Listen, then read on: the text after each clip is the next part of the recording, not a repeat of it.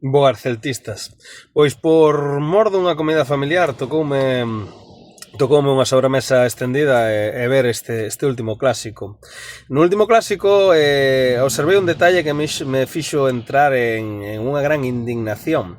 Que xa non lle chega en este país a todos os medios en ter polarizado ao máximo o fútbol español e prácticamente darche a única opción de ter que elexir de ser do Barcelona ou do Real Madrid, que me parece lamentable, porque o trampas e palancas e máis opresións e extorsións xa bastante axuda teñen de todos os estamentos como para andar con estas.